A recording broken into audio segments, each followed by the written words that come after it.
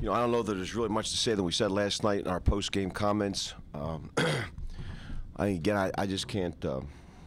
I can't say enough about our fan base and what they mean to us and the way they've supported us this whole year. And our football team takes very seriously our commitment to our fans, and we know our fans are always there for us.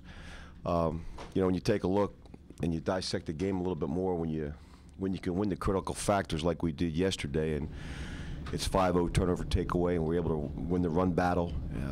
We're able to win the battle on third down. We're able to win the battle of big plays and pressures, and you know, especially after a heartbreaking, crushing defeat in New York, win the field battle, the field position battle, and our players take to heart the things that our coaches are teaching them, and we've got a lot of guys that have a lot of want-to on this team and have a lot of pride. It was a good team win that we probably put together 4 quarters as well as we have all year long. Questions? After re-seeing the game, I guess rewatching it, how impressed were you with the way the defense performed as a whole? I think we've all said this as this year has progressed, that this defense has really gotten better every week. You know, I think it comes with product knowledge. I think as hard as they work, as good a teacher as Spags and our defensive staff are, as much pride as you have in these players that worked hand in hand to get better every single week. And now listen, this game's over and this game's behind us. So, you know, we're going to be critiqued and we're going to be hardly judged on how we play against the Dallas Cowboys, a good football team.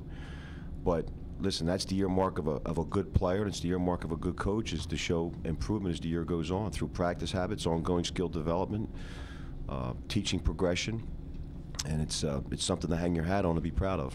I know you guys preach sticking together and everything, but was there ever a point where you thought maybe you might need to tinker with some things on the defense just because it wasn't working early? Yeah, let me say this, and that's a good question. I think that collectively our coaching staff will tinker every week, as will our offensive coaching staff. What is specifically you have to tinker with on a weekly basis to give you the best chance to win? Now that could be a technical tinkering, that could be a schematic tinkering, but that's why you practice as long as you practice, and that's why we work as hard as we work as coaches to give our players and put our players in the best position to win. So that's a weekly basis.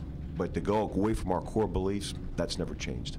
So sometimes it's more important to have guys in the system for an extended amount of time as opposed to having the right guy in the right guy's system. Yeah, and I think, listen, I think this, you know, this game has certainly changed since the advent of free agency. You know, when I was with the Seattle Seahawks, you'd have a defensive player on your team for 9 years.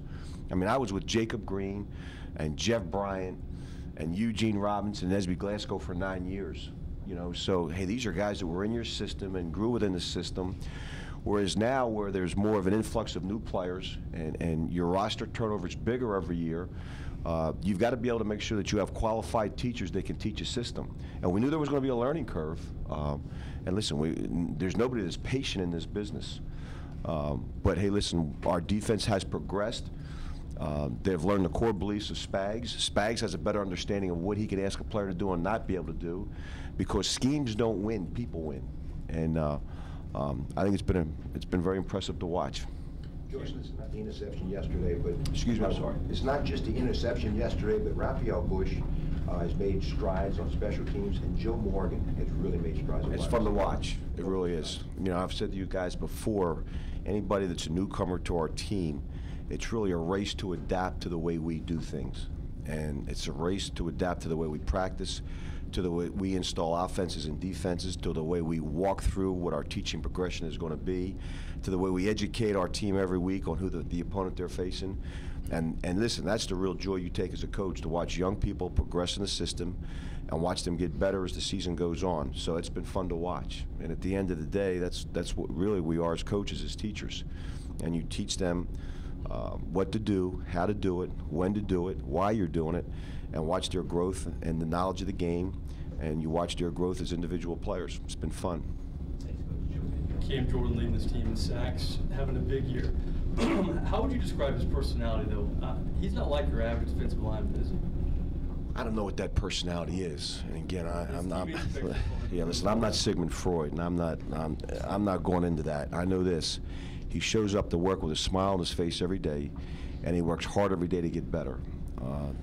We've made this comment about him as a rookie. This game's not too big for him. I think when you combine passion and athleticism and durability and production, all of a sudden now these numbers start to flourish, and you start to see a young man get better at his position, and you see the sack totals go up, and you see his recognition as a player go up. Okay, guys, thank you.